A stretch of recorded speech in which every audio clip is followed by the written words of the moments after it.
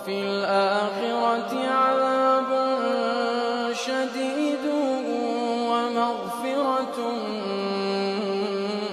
من الله ورضوان وما الحياة الدنيا إلا متاع الغرور. سابقوا إلى مغفرة من ربكم وجنة عرضها كعرض السماء